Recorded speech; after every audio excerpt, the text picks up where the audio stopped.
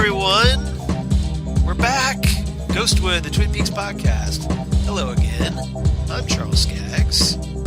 And with me is the lovely and new cat owner, San Sprouse.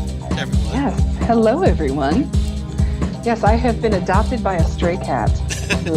Yes, she didn't adopt the cat. The cat adopted her. The cat found me, yes. And she's adorable and lovable. And I did not realize this, Charles. I did not know that they called these cats this, but she's black and white, and those are referred to as tuxedo cats. I did not know that either. So she's very formal. Which I'm kind of surprised, considering my wife Lori is obsessed with cats. I'm sure Lori knows it, but it just probably never came up. Exactly. That's it. It just never came up in conversation. Go figure. But that's awesome, and I'm very happy for your new addition. Thank you. We're doing the room separation thing, and hopefully we will be one big, happy, non-hissing family very, very soon. Yeah, because you have another cat, and trying to get those two cats to coexist.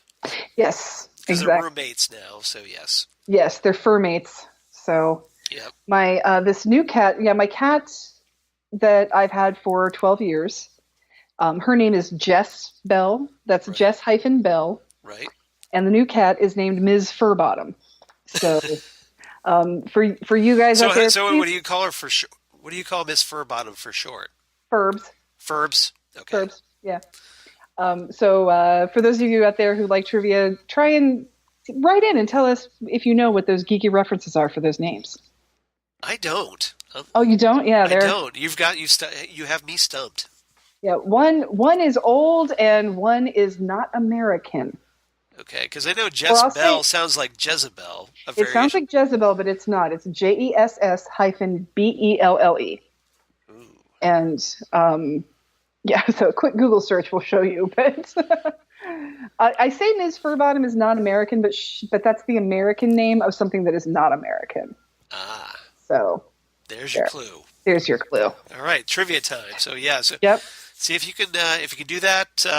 We'll give you a shout out here on Ghostwood. Excellent. Yes, and I'm also coming to you from beautiful Independence, Ohio.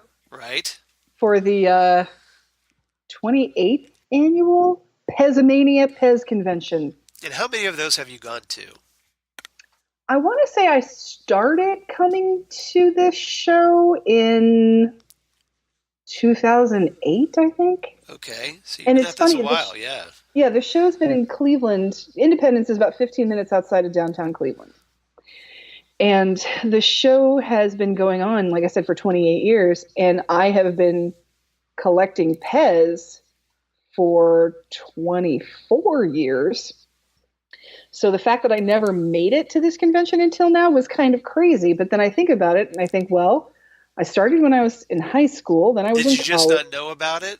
No, I knew about it. I was in college, a.k.a. broke-ass broke. And then I worked for doctor's offices or bookstores, a.k.a. on the weekends. Right. So, or it was just bad timing. The first year we were going to come to this show, Chris woke me up in the middle of the night around 3 a.m. and said, "You have to come downstairs and help me." Our basement was flooding. We lived in an apartment that was, I believe, built in 1954 and still had an original old air conditioner still in it. Yeah, I grew up with one in my house. It was propped in the window. No, this is like a gigantic basement unit, like a huge. It almost is like an extra thing of ductwork. Okay. It was crazy. No, it was like a quote unquote central air, but from like the 60s. I thought it was one of those like units that you bought at a store and you put in the window because your house is tall. Yeah. Okay. That would have been this was like a top of the technology sort of thing. It was that like 50s turquoise and silver motif, you know. Right. It was a cool looking thing, but it leaked. Somehow water would get in and it leaked, and it just was. You open the downstairs basement door and it sounded like it was raining. Yeah. So we were up all night bailing water out of the basement. We're like, well, we're not doing Pez today because I am exhausted. Right. So, but then the next year we went and did the whole shebang. We got a room in the hotel that the convention was in. We did all the events. We did everything. And it was a great time. And I tell people that the first time I ever went to the Pez convention, I dropped $500 in 15 minutes, Yeah. and I had 2 dispensers to show for it. Wow. That sounds Now, like me. granted, That sounds like me at a comic book convention. yeah, now granted, I owed somebody about $175, Right. so I paid them that, but then the rest of it was accounted for 2 Pez dispensers. And today, That is I was telling hardcore. I was telling my friend Shelly, she and I were talking earlier, that I could very easily, and it's all I can do not to do it. I could very, very easily drop $1,000 to $1,200, Wow. and I would have 6 dispensers to show for it. There's a series of 6. And they're all $200 each. Yeah, yeah, they are. Wow. And there's one dispenser that I want. One dispenser, easily $800, Nice. easily. So, yeah, That's hardcore. Pez is a pricey. It can be pricey. People see, oh, those things at the store with the candy. Do they still make those little plastic things? And my most valuable Pez dispenser is only about $350. So I don't have a lot of this high end stuff. Yeah. And I will say there are some people who I've gone to this convention for a bunch of years, and I've seen that same dispenser. So it's not like people are lining up to spend $800 for a dispenser. Now, is there like a price guide, like cut for comics? Why, yes, there is. There have been a couple. There have been a couple of them. There was the original. That first year I went and I said I dropped $300 and bought 2 dispensers. I bought those from a guy named David Welch, who I say literally wrote the book on Pez collecting. Yeah. Because he wrote a book called Collecting Pez. So that would do it. Yeah, his was out for a while, and then there was a guy named Sean Peterson who wrote a book. And that one, it hasn't been updated now. I think the last revision there was like maybe 2011 or something like that. So it's been a long time. But there is a guy that comes to this show, and his name is John Laspina, and he puts out his own guide. And it's just text, and it's price guide, and it has a little checkbox where you can say, yeah, I have this one. So you get to go and be all nerdy and be like, check, nice. Check, like check, I used to do that with baseball cards because they would come with a checklist. Yes, the checklist card. Yes. Exactly. Yeah, that's funny. All right, well, we could spend probably a good solid hour talking about Pez because I have jillions of questions. I am made of questions right now. Yeah, exactly. So before we get into, because we will do that. So yeah, we're going to talk about some Twin Peaks. As Charles has already seen, today I bought 50 Pez dispensers. So in an hour, like literally in an hour, I got. And you said you blew through half your budget. Yeah, maybe I said that. My budget's not that huge this year, but still, it's Oh, did I forget to mention I'm recording this? Yes, yeah. Everybody knows I'm crazy when it comes to that's why we love you. I think every time my mother goes in my Pez room, she looks at every dispenser and just is adding things up in her mind. Right. But I don't collect. I don't want jewelry for birthdays. I don't do. With my mom, it's like Hummel figurines. Yeah, I don't do Hummel figurines. I don't do precious moments. I don't do. Right. I don't do that much Funko. I mean, I do Funko. Oh, Charles, did I tell you that Funko is making a line of Pez Funko? No. You're doomed. I am so screwed. The only thing that is you better hope it's a very limited line. Tomorrow night there's going to be a raffle, and if I win that raffle, it's going to be amazing. That's my only hope. But yeah, wow. Funko Pez. I'm like, no, I'm screwed. I am really screwed. That's like the double whammy. Mm-hmm. All right, so again, yeah, we're going to talk about some Twin Peaks, everybody. So we're going to talk about the One-Armed Man, aka the 5th episode, aka the 6th episode, if you're counting how they were aired on television. Episode 5, the 6th episode. Episode 5, the 6th episode, yes. Right. As we talked about last time. So, this was from May 3rd, 1990. Written by Robert Ingalls, directed by Tim Hunter. All right. Not the Tim Hunter from Neil Gaiman's Books of Magic, too, either, so forget that. But, this is a notable one because we get the introduction of 2 characters. We get the introduction of David Lynch as Gordon Cole. Oh, Gordon Cole. Although he doesn't quite yell in this episode because I don't know, just they haven't. I don't think they got the yelling part Maybe not. yet, but Or maybe because Shelley was around. I don't know. I don't know. And we also get the introduction of Chris Mulkey as Hank Jennings. Ugh. We saw his picture last episode, but this is his actual appearance. And that is nothing against Chris Mulkey. He does a great job. Hank is horrible. Yeah, Hank is just a horrible person, and it's a good thing he was killed in prison, right? Yes, that is a good thing. So, not as good as Leo being killed, but pretty good. Right.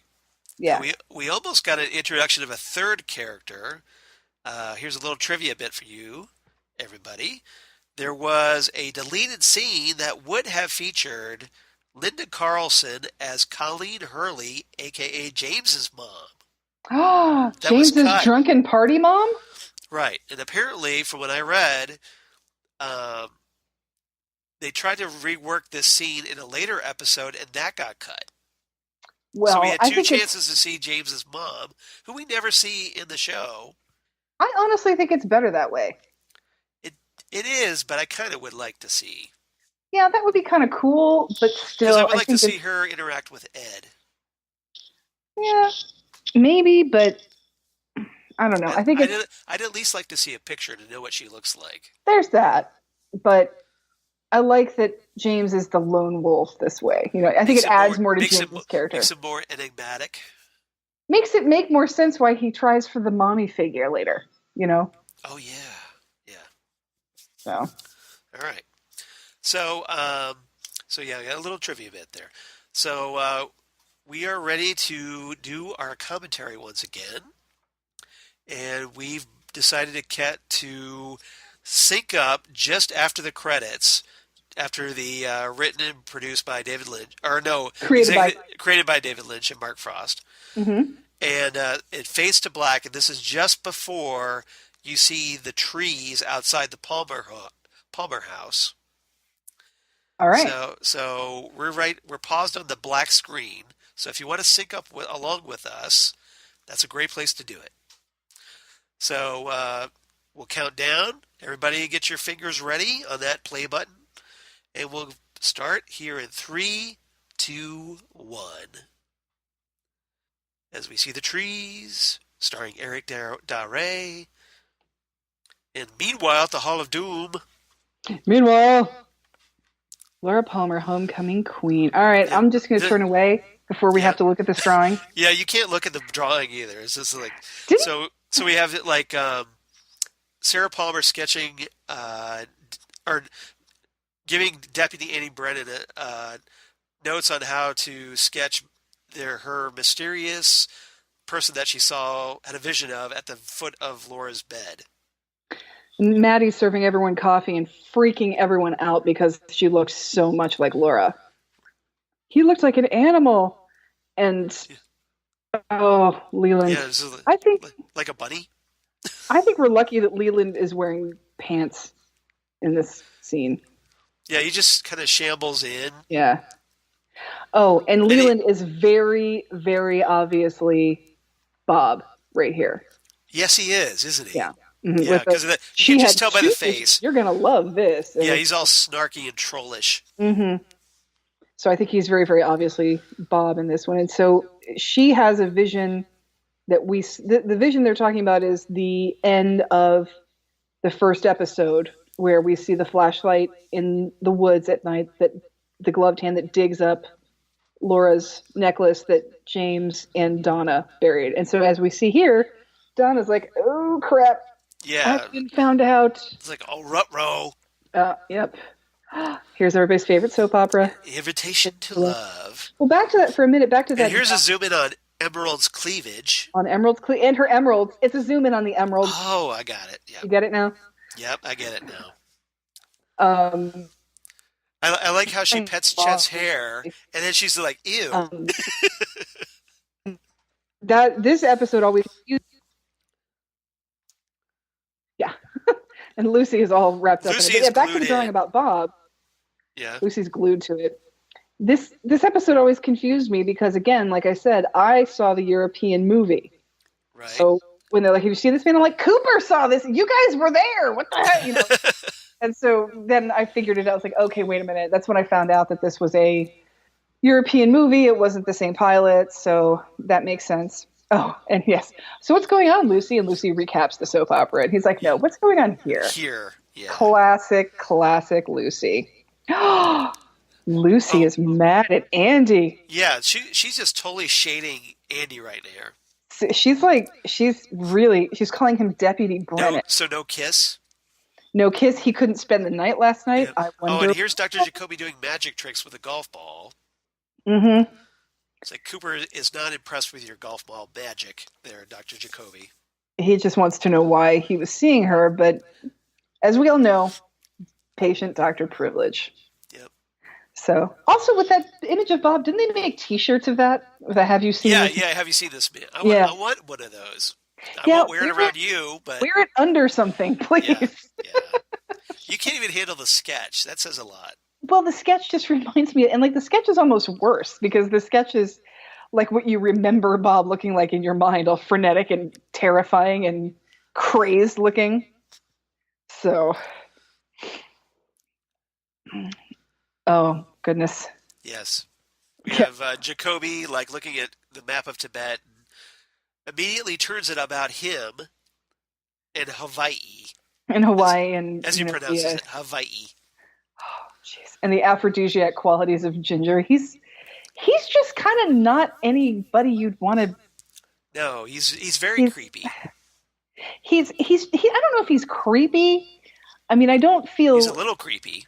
He's skeevy, I think. Yeah. Because I don't feel threatened by him. I don't feel like I'm in danger when I'm around him. I just don't want to be around him. Yeah. Right. And, kudos to you, Russ Handler. Yeah. Secrets. She has secrets. Like a session with Rick Astley.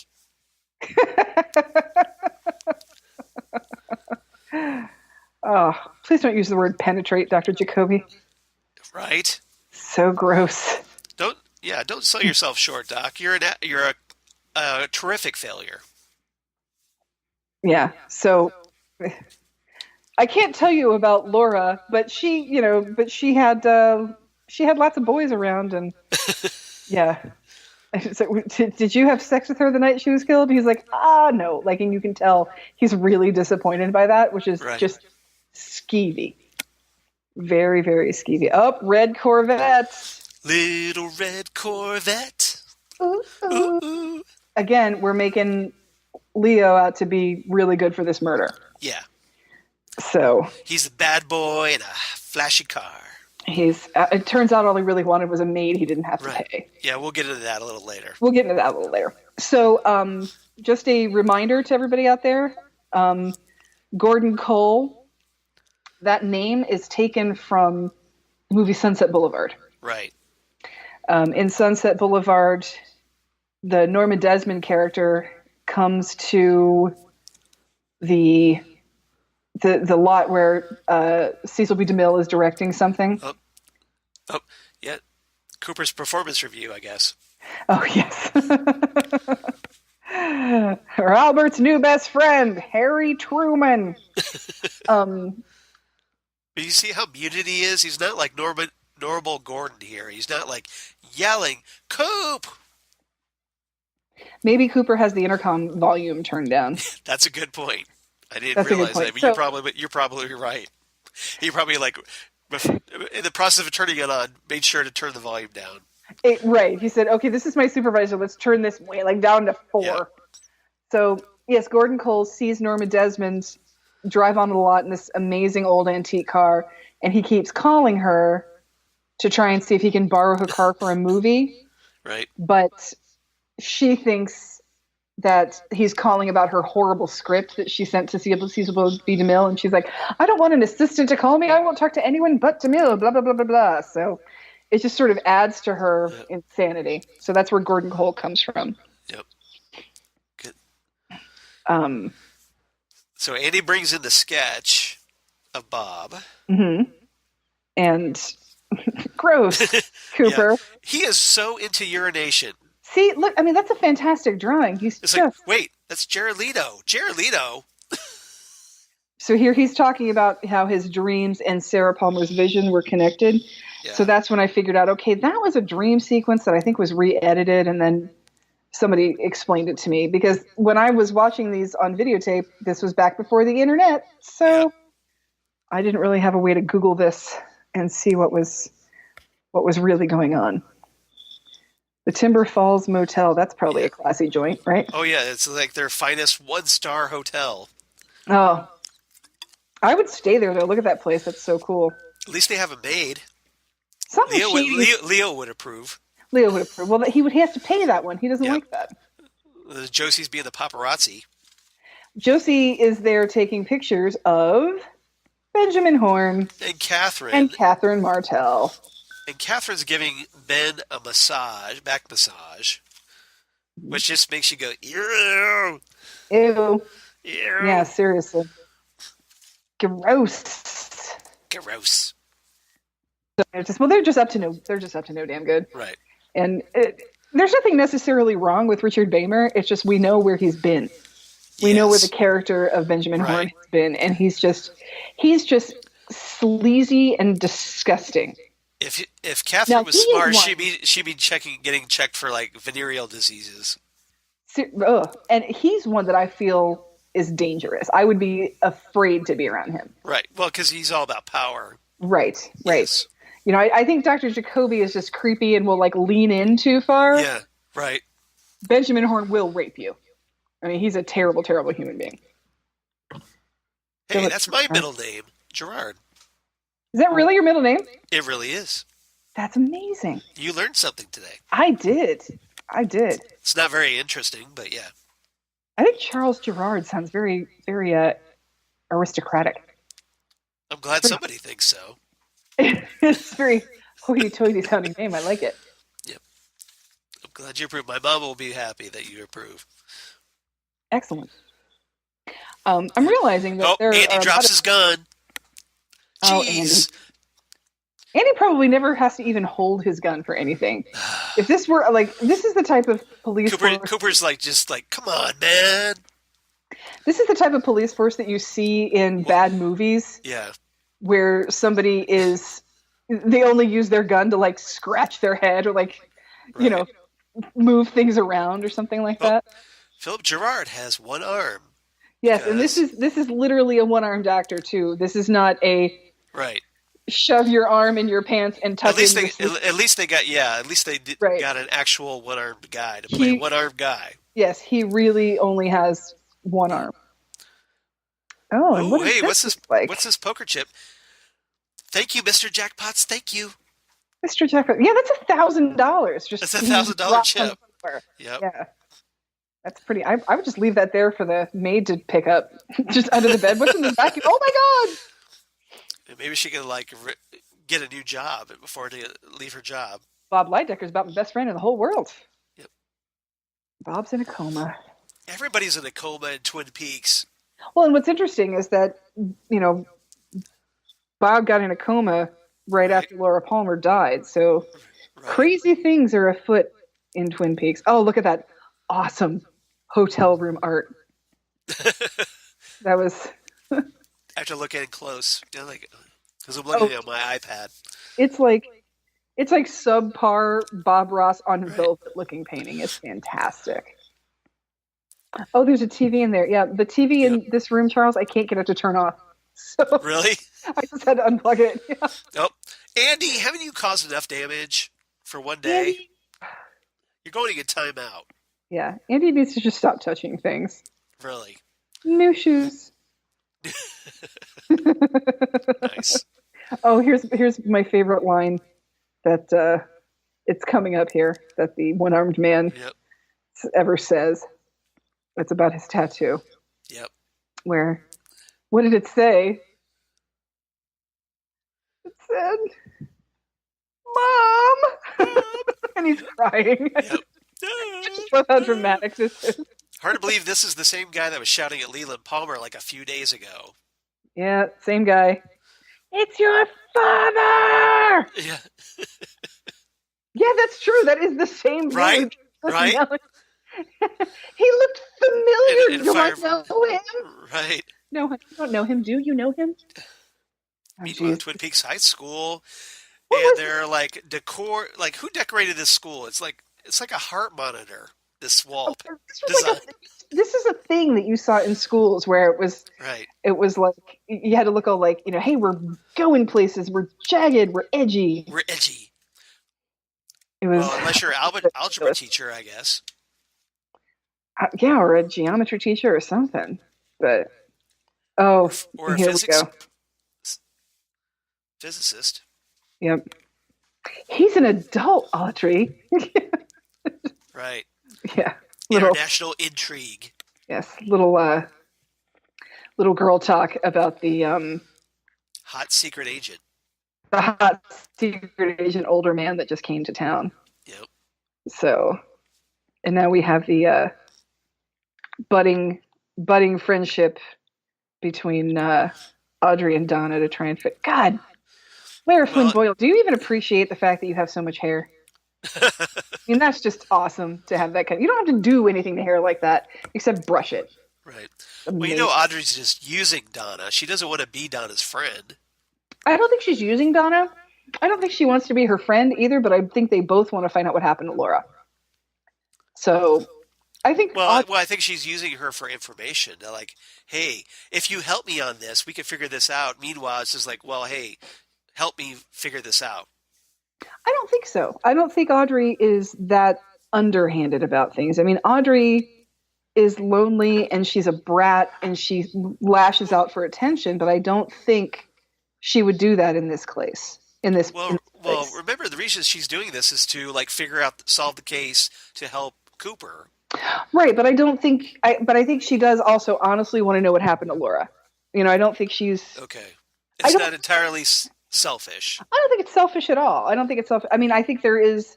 I think there's a little bit of selfishness. Well, but I think it's motivated by Audrey's loneliness a little bit more than anything. Okay.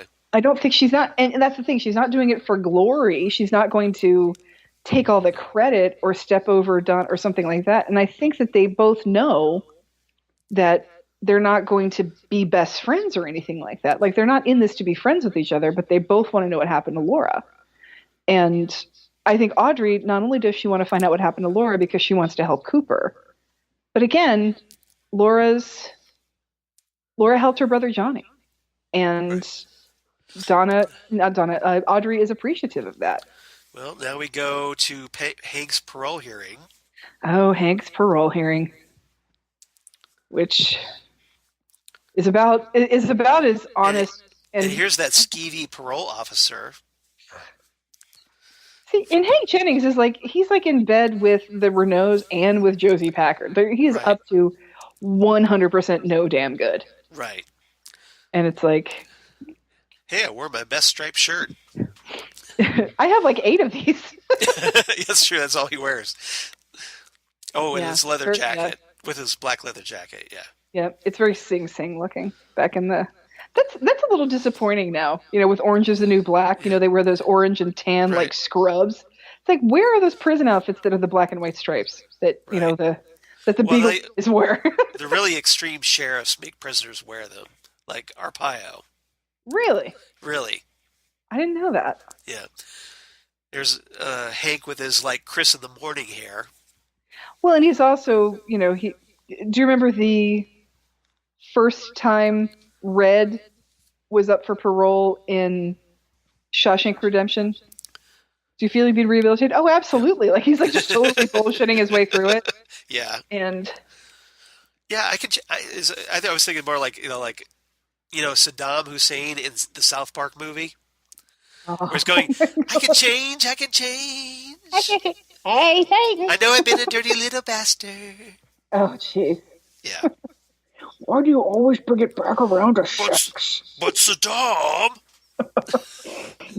Do you even love me anymore? Yeah. Come on, baby. That was ridiculous. Oh, Saddam Hussein as Satan's lover. Jeez. That was the most insane thing they've ever come up with. That still cracks me up. Oh, yeah. South Park movie's classic, yeah. The boss is tough but fair. Right. And you two would live together as husband and wife? Yeah, I guess so, because my boyfriend's still living with his wife, so why not? Right. And that's the she's like, well, he's my husband, isn't he? And ugh. she's Melania Trump or something.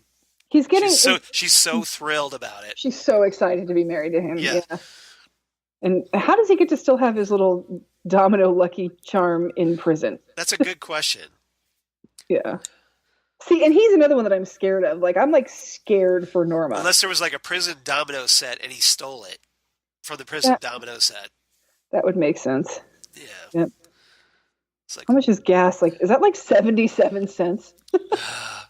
Memories. It's behind Sheriff Truman's head, but it was it's like Die Hard levels of inexpensive. They lived above a convenience store, like strange things are afoot at the Circle K. At the Circle K. Yeah. It's one of my favorite Bill and Ted quotes. That is probably the best one. I love that quote. That one's really, really good. Well, that and You Ditch Napoleon. Well, he was a dick. Yep. I love that the sign outside this veterinary clinic says "Aid to the Beast Incarnate." Oh, here is the absolute. Is it like the Beast Incarnate? Doesn't it like have like 666? That's just the Beast. Right. This is the best scene in Twin Peaks ever. Right here. It's like where this. Okay, so we're talking, and oh, that is amazing. Interrupting llama. Interrupting it, and Cooper just goes with it. Yeah, he just goes with it. Looks. Well, that was McLaughlin. I was doing some reading that apparently McLaughlin, they couldn't do a second take because McLaughlin kept us cool, but Michael Unkeen was cracking up and apparently was breaking up so hard that he couldn't do a second take. So they had to go with the first take. And it's almost even better because it really is so much like Cooper. Right. Yeah, because he's so unfazed by it. Like just like, okay, hi, how you doing? Kyle MacLachlan just stays Cooper throughout the whole thing, even though the llama's like, hey, what are you doing? Right. He's just like, yeah, and here's Shelley and Bobby making out. My all-time favorite scene in Twin Peaks is that llama.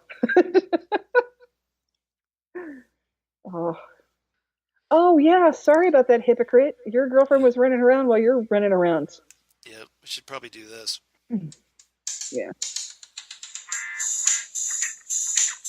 I still think that this is an extremely bad idea to do this in Leo's house. Yeah, exactly. It's like, yeah, you can hear his vet a mile away, but how's Bobby going to get out of here? You do have to admit this scene is really hot, though. Yeah, I guess if I just wasn't so scared for them. Yeah. You know. Oh, so now Bobby. Well, you know, Shelley's like being like using a little power here over Bobby. Well, you know, she's just Bobby gets all distracted, and then she pulls out the gun and she's like caressing her chest with it later on. She's like, Bobby, I'm right here. I don't think she's threatening him with the gun. I think no. I don't think that at all. I think it's very sexual. Oh yeah. I don't see it as. See, he gets off on this little rant here. See, this is where Bobby figures out that Leo and Jacques are in cahoots with each other with this whole cocaine ring. Right. Because Jacques is Canadian, or Canuck, as Shelley calls him. So yes, she's so okay. Yeah, here. See, this is the thing I don't understand. Look, she just pulls that board apart. Can't he just open the drawer or the cabinet and find what she hid? You would think. Well, it's like a side panel. Yeah, I guess. But yeah, you're right. Yeah, it seems like it's a side panel to like a hutch or a cabinet, so it doesn't make any sense. It's like a bloody shirt. I didn't get you anything. Yeah. Oh, thanks, honey. But yeah, because that shirt. You know, we're going to find out later that shirt is covered in Laura's blood, right? Right. And now it's covered in Bobby's fingerprints. Oh, excellent.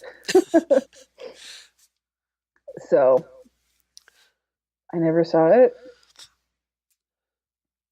But, say it. Yeah, so I just think... Now, Simon says, do jumping jacks. What is... You would think Leo's house would have better wallpaper and less stupid... Like, all these little trinkets around the house make it look like it's Nadine's house. Now, here's Shelley pulling out the gun and saying, hey, Bobby, guess what I've got? And now this is where she gets this little smile on her face. All right, I'm going to tell you people right now. Yeah? Most women do not wear their sexy lingerie underneath their waitress outfit. Shelley is not most women. I guess that's true. And then Bobby but spits still. his gum out on the floor. It's like that, you know. I guess that You know gum what's is gonna like happen? Leo's kitchen floor. He's going to forget that it's there. And then Leo's going to come home. He's going to step in the gum, and he's just going to knock Shelley around about it. That's just not nice to do, Bobby. I'm sorry. Pretty dumb, really. So apparently it's very easy to subpoena the medical records of animals. You don't chew gum. In this house, we chew this gum. You chew one brand of gum from now on. That's it. First thing you got to do is have a good attitude. That's the key. What kind of gum do you chew? Whatever's around. No, you don't. Right. You chew this. You chew this. What is this doing here? Spousal abuse is not funny, people. Yep. If you or you know someone who is being abused, there are numbers you can call. Oh, so we're going to find out. Oh, yeah. And here's Lucy being a bit of a jerk to Andy again because he feels like he totally screwed up. He's like, I feel so dumb. He's confiding in her. Right. And she just blows him off. It's like, yeah, thanks for the reassurance there, punky. Well, and this is one of the things I don't understand about, and this is a thing that you've seen in characters before in movies and television. Right. Where somebody gets mad at somebody. Okay, spoiler alert. Lucy is mad at Andy because she's pregnant. Right. I'm just going to go out there and say it's two to tango, people. You know. Right. I mean, this is an obviously consensual, loving relationship. Yeah. This is not all. It's not like he forced himself on her. Right. She's not. She's pregnant. And she's just mad at him about it. She's mad and she's scared and she's taking it out on Andy. Taking it out on him, but it's unfair. And I just love his little Texas accent. She's mad at me and she won't talk to me, and I don't know why. Yeah. It's so adorable. It is. Yes, he is from Texas. So. Oh, you mean Harry Goes? Harry Goes is from Texas. Yeah. Pew pew pew pew pew. I love how he can barely even hold the gun in his hand. He doesn't even hit the paper anywhere. No. Andy, what we need is practice and lots of it. Lots of it. And here's where we find out that Cooper is an excellent marksman. Right. And kind of a psychopath. Yeah, he's Deadshot. It's just. Yep. Yeah. He's kind of a psycho because. Yep. Well, yeah. Well, Harry asks him, you married, and then he goes he thinks about it because who he's thinking about. Sweet who he's Caroline. Ba, ba, ba. Caroline. Yep. A broken heart. I like how you go for Neil. I like how you go for Neil Diamond and I go for Outcast. Right. Well, you're younger, so yeah. That's what it is. And I'm a baseball. Oh, here's Hawk's little love poem for his girlfriend. This is the only time we learn anything about Hawk's love life ever. Seriously. Diane Shapiro, PhD, Brandeis. Mazel tov. Yeah, 1 miss, 5 hits, 3 kills. And here's Cooper. Okay, listen to how Cooper shoots this guy. First of all, it looks like a smiley face. 4 bullets through the eyeball. Yeah, right. Yeah. Each eyeball gets 2. Cooper's a little bit of a psychopath. Right. I think. Cooper's like Batman. That's what I'm one saying. He is Batman. Well, you remember earlier in the scene he talks about he made some modifications to his gun. Yeah, seriously. That wasn't standard issue. It was standard issue, but then he made modifications to it. It wasn't perfect enough. Oh my God. Yeah. He is one wrong move away from being the Joker. We're just glad he uses his powers for good instead of evil. Seriously, he's like Batman. He's a little bit psychopath. Man, those codes of the double are big. Well, it's it's those lumberjacks. They eat a lot. They're huge. Yeah. That's a manly ice cream cone. Yep. For manly men. Well, you gotta get something to sell the ice cream because who would buy ice cream when that pie is there? Oh. Yeah. Leo doesn't talk hits. course, now I'm thinking that because of you, now I'm thinking that Shelley has hot lingerie under that waitress uniform. Yeah, I like how I pointed out how unrealistic that is and how uncomfortable that would be and how not practical it is. And you're just like, she's wearing black lace under there. I forgot about that. It's the Y chromosome. I'm a victim of it. That's what, hey, that's what it's there for. Yeah. And this scene just makes me so sad about these two women. It does. Because, the one is talking to the other one about how her husband hits her. And the other one's like, yeah, that's how men are sometimes. Like, yeah. Oh, and by the way, my man is getting out of prison. Yeah, my man's getting out of jail. So it's just they have these horrible experiences. Well, she has this good line here.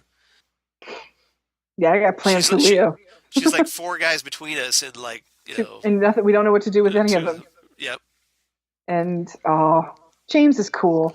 Yeah. James has always been cool. Yep. We're gonna have a day of beauty. Yep. My treat. I love how they get like these ridiculous bouffant haircuts too. It's adorable. That is pretty funny. We're gonna go back in time and go to a salon. Yeah, we're gonna go and apparently wear the I Love Lucy salon. Yeah, it's like we're gonna somehow go back in time. One of those salon hair dryers is a time machine. We're gonna go back in time. What are those? Here's my favorite line. What are those big? Oh yeah. My favorite Dr. Hayward line. Yes, it's an important line. Yes.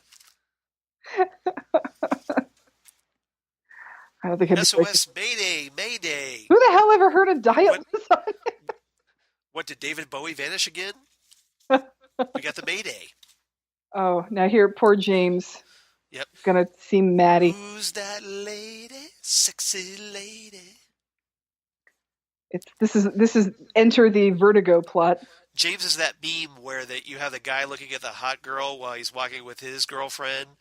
No. It's totally not that. It's not that he's seeing a hot girl. Maddie takes off her glasses. Supergirl. Oh, wait. Yeah. And I just love, he's like, you think I look like Laura, don't you? Yes. Yes. Only in like the exact same actress kind of way. Yeah. And it's Montana.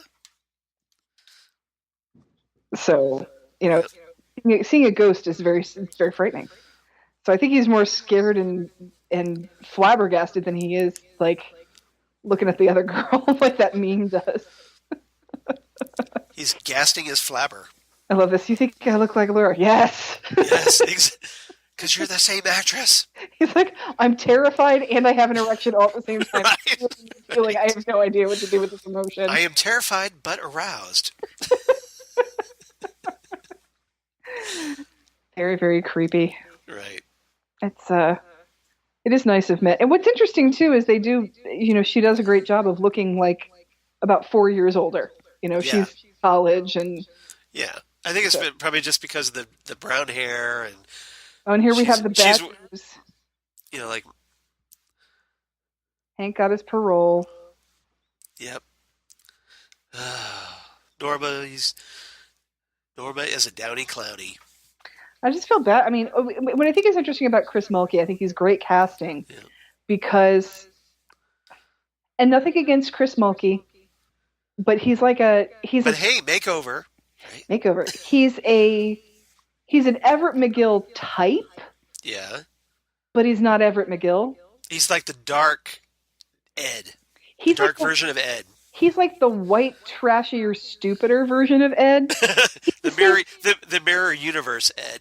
He's like the same type of guy, but he's not as good of a man as Ed is. I mean, Ed is a solid, salt of the earth, good man. Right. And let's be honest, he's better looking. I mean, I like how Ben is going like maybe all of 1 mile an hour on his exercise bike, and he's sweating profusely.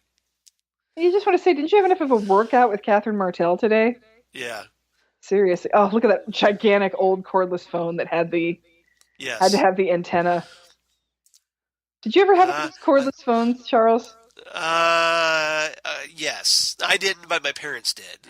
When I lived in their house. I never had one with the extendo. Yeah. Antenna. I just had one with a little, the 2-inch little rubbery nub. But I had a friend who had a phone like that, and the little nib of it fell off. Yeah. And so you'd try to extend it, and then it was like a bayonet. It was this really sharp end on this antenna. Right. I always call them X-Files phones because that's what Mulder and Scully had in like their first couple of seasons on the X-Files. Yes. But this one is like it goes to a handset in the house. Right. So it's even. Oh, I see what you're saying. Yeah. Mm-hmm. Or it was relayed to like a unit. Yes, it was relayed to a unit, and so you would keep the phone in your bedroom, and like, I have a phone in my room, and your parents would be like, where the hell is the damn phone? And then it would have no battery. Right, the cordless. You kept the cordless phone in your room the whole time. Yes. And like I said, those little nibs on the end would fall off, and that antenna would be really super sharp. It was bizarre. And I am willing to bet that is a Taquini brand jogging suit too, which is that's like the top of the line. That's like the Tony Soprano type of jogging suit. Oh, yeah, you're right. Yeah. So. The mafia sweatsuit. And it was such great 80s colors, too. Yep. Oh, you are such a bad father. Yes. You're a horrible, horrible, horrible man. And I was really, really hoping things would get better. Right. But it seems like things stayed the same. Or, we had a different timeline. I don't know what's going on with this book, but I really, really hoped that he and Audrey could have gotten along and gotten better like they did at the end of this series. At least she's smart enough not to go ask straight for the perfume counter. Yes, she is smart enough. Because that would have been way too obvious. And she doesn't even ask her father. Right. She just makes Emery Battis do it. Right. Because she has no idea that her father is testing the new girls out. Because I'm sure she expects. Now, does she know at this point that her father owns One-Eye Jacks? I think she does. She does know that. She might be suspicious. Yeah, but I don't. But I also think she thinks, well, my dad's married to my mom. Right. So. Well, she probably knows her dad cheats around. Yeah, but that's what I think is weird. I mean, this guy is the richest guy in town. He's apparently having affairs all over town. Why does he need the horse? Right. I don't get it. Well, he's having sex with Catherine because he wants to use her for the insurance money. Well, yeah, he and Catherine are using each other. Right. She has her agenda, he has his agenda. God, the wallpaper in this town is terrible. Well, it was the 90s, remember? But this is like 70s, like way too loud wallpaper. Wallpaper was a thing, man. It's like people wanted to really mac out their houses and they didn't necessarily want to buy artwork. And then everybody that moved in the houses after them have to scrape that crap off and put up something, paint it. Yeah. Oh, and I love how these files, they're organized by pet name, not by person name. So they have like no idea how to find something. They're looking for like. Oh, Gordon's back on the phone. Made by a minor bird. Charles, when did you move to Columbus? 1992. Okay. Back in the 80s, at the old COSI, lived Mickey the Minor Bird. He was one of my favorite things. Right. fax paper. I remember you. Oh, the really curly stuff that was. That one that curled up, and you're just and if you like set your coffee cup too close to it, it would black out. Right. Because it was heat sensitive. I love how Andy pronounces Renault as Renault. Yeah. Mm-hmm. Renault, whatever. Yep. I remember thinking that when I was a kid, there was there's a brand of car called Renault. Well, why is this guy here? They're playing night tennis. This guy is in a ski mask playing night tennis. Maybe it's some sort of bizarre. I don't know. Maybe they're wagering on something. I mean, if it was really cold, I get it. But, if it's that cold that you have to wear a ski mask, why are you playing night tennis? Maybe it's like a Bobby Riggs type of hustle where, I can play tennis against a sheep with one arm. Like I can play tennis with my. Oh, Bobby jumps out a window. Yes, he's planting evidence in Jacques Renault's apartment. I would have laughed if he broke his ankle there.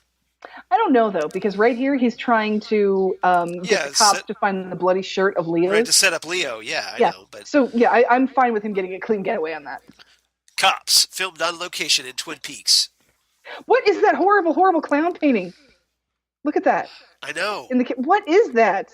I have no idea. What is with the artwork in Well, remember, this place also has a copy of Flesh World. Well, yeah, this is Jacques' apartment. Right. Yeah.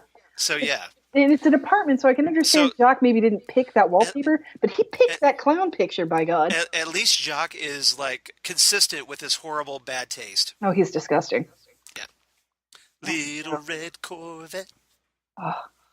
And here we find out that Benjamin Horne is in bed with every criminal in the entire city. Pull his ponytail. Pull it. Pull it. Ah. Yeah. Yeah. He is part of every criminal enterprise in this entire town. All roads lead to Ben Horne. Mm-hmm. Exactly. Yeah. Chicken feed drug transactions. Right. Look, you're awful cute with your lemonade stand and all, but I've got, like, bigger things on, you know. I've got things going on here. Bernard, yes. Yep. The first of the Renault brothers to die. Yep. So I couldn't remember if he was Bernard or Bertrand. It's Bernard, yeah. That was the one that was in the bad house, accent, right? Yeah. With his, like, Canadian Cajun accent that he had. Yeah, with his, like, silly accent, outrageous accent, you silly king. Well, it's one thing to do a bad French accent, but it's another one to be like Canadian Cajun. I mean, that one's fascinating to me. It was weird. Yeah. So.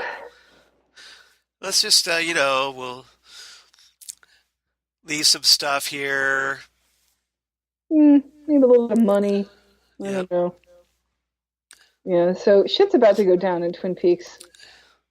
It's terrible. So yes. Donna has now told James that Mrs. Palmer somehow knows about the necklace, so they're going to dig it up, but it's gone. Yeah, because she told you it was gone. Somebody took it. Who took the vision was true. Who took the necklace? Oh, you think somebody saw you? You think? They just randomly came around and dug up your necklace. What is with this town that people are just going out in the woods in the middle of the night to do basic crap? Dr. Jacoby's always walking around the woods at night, so. Your psychiatrist do that? It's Bob! Run, Jan, run, it's Bob! He's horrifying. He's just the worst. There are a few things that I can't see on film or television, and Bob is one of them. Yeah. It's like Bob, the Wicked Witch from Snow White, the Shining Twins. Oh, the Shining Twins freak you out too? Oh, I can't handle the Shining Twins. I can't even handle them. You're gonna have to give me a list so I don't show something and scare you and traumatize you. Those are about it. Yeah, everything else I've been able to grow up and handle, but for some reason those stories just so get to me. I remember watching Snow White when I was a little girl, and I was so scared of that Wicked Witch, I hid under the bed until my mom unplugged the television. Wow. And so James and Donna are making out again because, making out in a pile of dirt. Laura's murder is such a turn-on. Well, it's more to it than that. They realize that all this time they were the ones falling in love. See, that's just ridiculous. You taxidermy the hooves of the thing and make it hold the gun. This weird goat thing on the wall. Yeah, it's like the whole gun to tilt it with. It's not nice. Yeah. Oh, Josie. There's a 50-foot woman back there. Oh, yeah. All these old telephones. Yeah, he's still in Jock's apartment. Why is he calling her from Jock's I'm breaking up. I'm losing you, Harry. Gotta go. Gotta go. Maybe we can settle up at the drive-in. Right. Oh, this is just weird. These two are such an odd pairing. They're so adorable, but it's just a little bit strange at how in love with his sister-in-law he is. And Pete is just the only person that Josie is really nice to. Well, it's also the only person that's nice to Josie. Right. I mean, Josie's nice to Harry, but but she's lying to him. Yeah, she's lying to him, but she's nice to him. She's lying to him to sort of keep him out of her life. Because he's the local sheriff, so she's using him. Yeah. Well, no, I don't think she's using him. She's using him. And she's wearing lingerie, sexy lingerie. That's just in your brain now, isn't it? Yes, it is. Yes. But she's at least at home making a sandwich. It's not like she's at a diner making a sandwich. Right. This is true. No, Good I really point. don't think Josie is using Sheriff Truman. I think she does truly love him, and I think he's like the ultimate 180 from her previous life. You know, he Let's give does, it a run at the money. yeah, he does actually care for her. Uh-oh, I like how Pete crushes on Josie. it's just weird, but it's kind of adorable. It's adorable. He's not like in a pervy way because he doesn't do Yeah, anything. it's inappropriate in a couple of reasons. You know, he's so much older, and she's his sister-in-law, but still. Well, it's just like she Dun, dun, makes me a dun, sandwich. dun. You're my kind of gal. Yep. Oh man, I hate art mail. Of the dominant meaning Hank Jennings. Is this like a Domino's pizza ad? What? I think it's really bizarre. Clocks and bell jars. This is like the Batman TV show with this angle here. Oh yeah, totally. It's like, yes, Commissioner Ew. Gordon. Oh, It's like right out of '60s Batman. yeah. So now we know that she's also mixed up in pretty much every criminal And he's like enterprise. he's sucking on the domino. Yeah, see, she doesn't want this life anymore. She's, you know, she likes her simple life, making sandwiches for Pete and going out with the sheriff. I think she's feeling. That's it. That's her agenda. Yeah, I don't think she's using Harry. I think he's attractive to her because she can get away from that type of life. Yep. That's our episode, everybody. Yes, that's our episode. So thanks for watching that along with us, hopefully.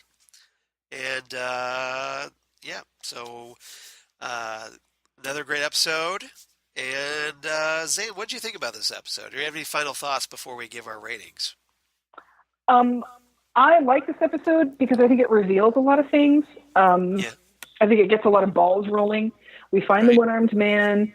We find out that the necklace actually was taken. That wasn't just a vision. We find out who's in bed with whom, metaphorically and criminally speaking. Right. So I think while this episode is a middle episode, and those can tend to be something you have to slog through to get to. It's not really filler because it does move things along. Right. It moves things along really, really well. I think it does a really, really good job with that. Yeah. So I like this one. And it makes you interested to come back because, are they going to kill Leo? Is Leo going to get framed for this shirt thing? What's going to happen?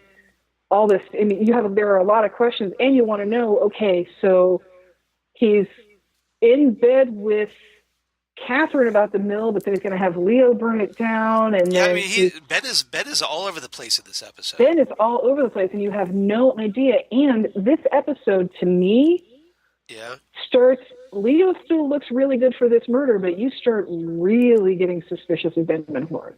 Right. Because Benjamin Horne is okay with killing people who get into his business.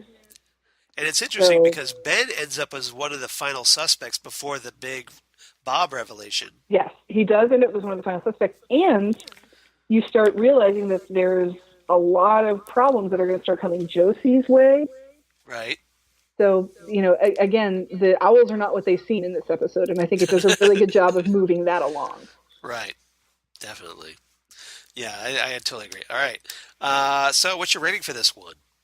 9 out of 10 staring llamas. You really liked it. I think at least 2 points are given to that llama. Okay. And you took my rating. I was going to go 8. Sorry.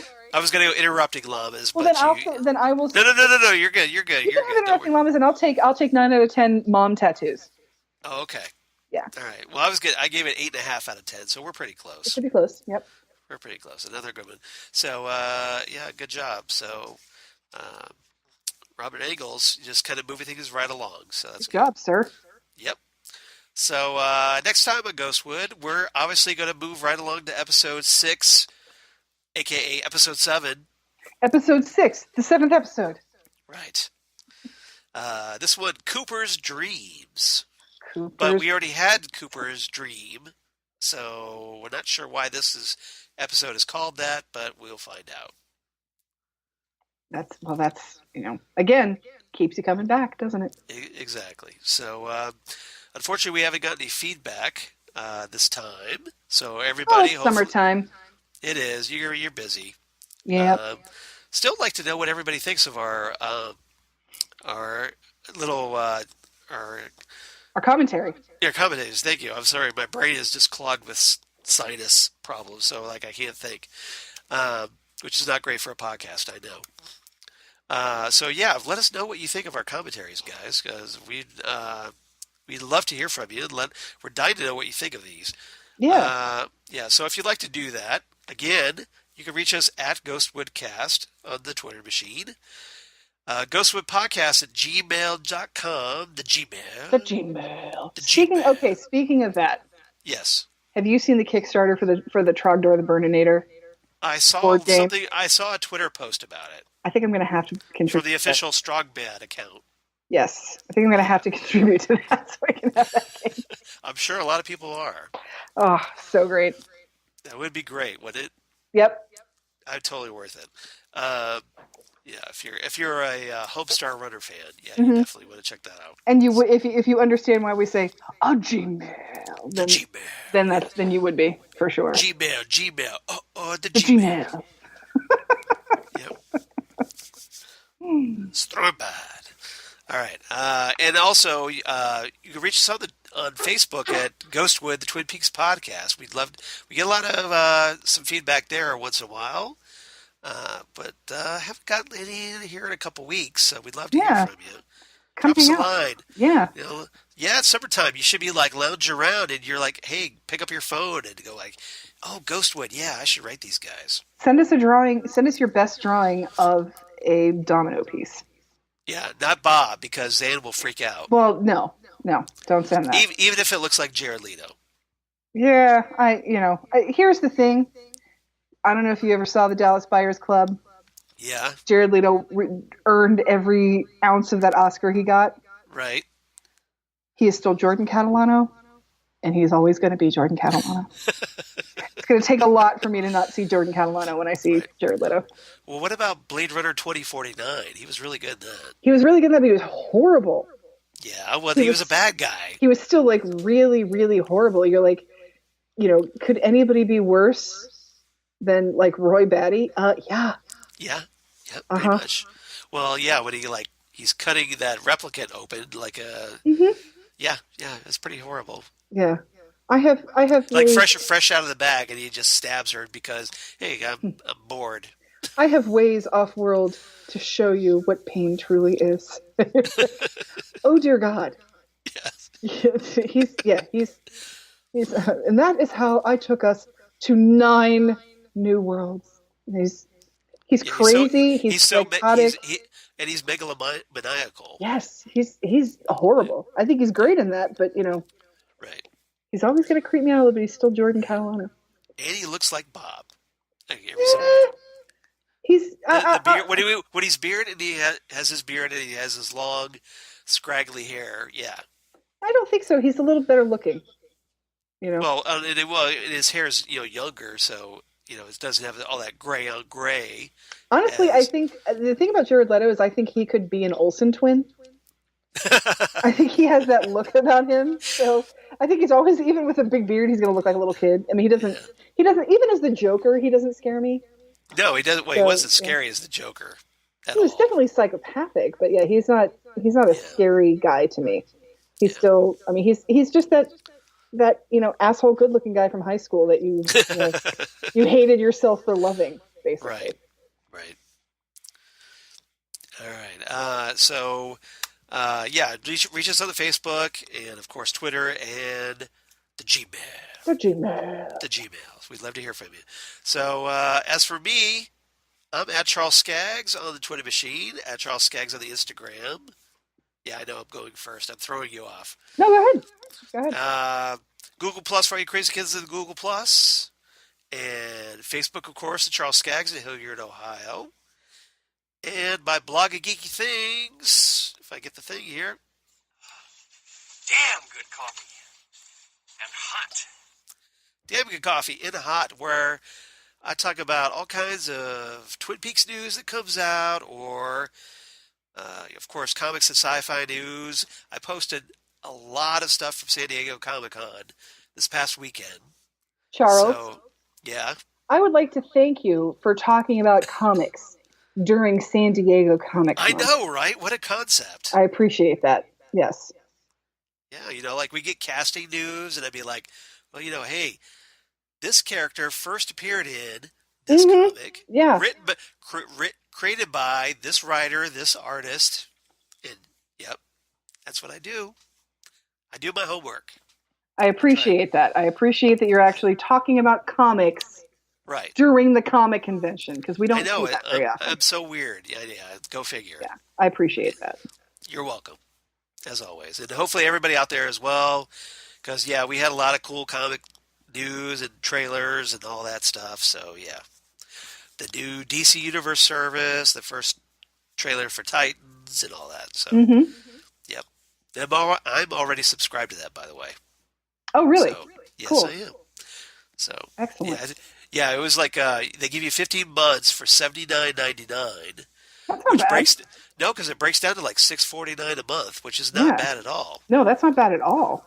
So yeah, so you might want to consider the year subscription if you want to check out all the other shows that are going to be on there, like Swamp Thing and Doom Patrol and all that. So. Oh, I forgot about Swamp Thing. Yeah, new Swamp Thing series. That should be interesting. I mean, no, Stargirl they announced. So I mean, no Adrienne Barbeau, but I'm sure it's going to be a good series. Yeah. So. Well, there was the that '90s series, right, where Dick Durock reprised Swamp Thing for the TV show. Yeah, who else was in that? I forget. I want to say Heather Locklear, maybe. Oh my gosh. I don't know. I can't remember. I wasn't that into the show, but I'm probably going to check out the new Swamp Thing show. Okay. Makes sense. So, check it out. So, and we're, of course, going to talk about on the Phantom Zone podcast. See how I segued that nicely? That I do with Karen Lindsay. I figured that's where you were going. Yeah. Yep. And, of course, all the other comic book shows, we'll talk about that there, because that's what we do on the Phantom Zone podcast. And then, of course, my other podcasts, the award-winning Next Stop Everywhere, the Doctor Who podcast that I do with Jesse Jackson, and Titan Talk, the Titans podcast that we do with Jesse Jackson. And, hey, now we got a trailer to dissect, so we'll talk about that. And finally getting some information about the show, so that's cool. It won't be too long before we actually get the show, so that'd be cool to talk about. Yeah, that'll be interesting. So, how about you, Zan? Where can they reach you on the interwebs? I am on the Twitters and on the Instagrams as Udinax19, which again is Xanadu spelled backwards. Right. And that's the best way to find me. And I'm also, of course, reachable through the Ghostwood Facebook page. Yeah, where you're shitposting Twin Peaks stuff on our Ghostwood. Some of them are just too good. I can't help it. They are good. You do post some. You post some really good stuff there. I'm glad you do that. The ones that make me laugh out loud are the ones that I want to share with everybody. Look, these are just amazing. So yeah, you really should be following our Facebook page because Zan posts a lot of good stuff there. Yep, I try, and anything that's tangentially Twin Peaks related, I try to post. Or David Lynch, or what have you. Yeah. Yes. Oh, and of course, and news things like how Billy Zane is going to Horror Hound. Right. Stuff like that we all need to know. Yeah. Yeah, exactly. We need the heads up. So yeah. What if Billy Zane is in 4 episodes of Twin Peaks, and I'm all like, yay, Twin Peaks people. It's Zan, he was a guest star. Yeah, I don't care. Doesn't matter. It's Billy Zane. I would meet those. I would meet those invitation to love people too. I don't even care. Then Billy Zane is still Zane. So yeah. Coming to Wizard World Columbus, it's Chet.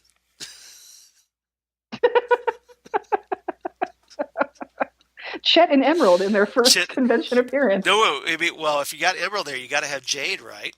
So Jade will be there too. Can't have one. You can't separate the two. Yep. Can't have one without the other. What is that? Because they're cousins. No, that's not what that is. That was it's not? No, that's a commercial. No, what is it? No, it's Love and Marriage. Yes, that's it. Yeah. Yes, that's right. From Married with Children. Yeah. The Frank Sinatra song. Well, I know it's a Frank Sinatra song, but they used it primarily in Married with Children. I'm trying to make a reference that people might actually get. Yeah. So yeah. Hipsters like Sinatra, don't they? Well, That's still a thing. I guess so. Yeah, maybe. Yep. So we'll see you here in 2 weeks for Cooper's Dreams. In the meantime, hopefully I'm going to have nasal surgery so I don't sound like crap on our podcast anymore. Yes. Good luck with the surgery, Charles. I hope that goes well, and I hope you'll heal quickly enough for us to talk. So that'll be great. Breathing and oxygen would be good. Just saying. Breathing and oxygen are extremely underrated, I think. Yeah. So I know how bad I sound. So hopefully I get something taken care of with that. So thanks for everybody's patience with that. And we'll see you in a couple weeks, guys, because we obviously have more Twin Peaks to talk about. We're getting closer to the season 1 finale. So things are going to be ramping up rather quickly. Heck yes, they are. We're in for some good episodes. So come on back, y'all, because we're going to talk more Twin Peaks right here on Ghostwood, the Twin Peaks podcast. Bye, everybody. Doppelganger.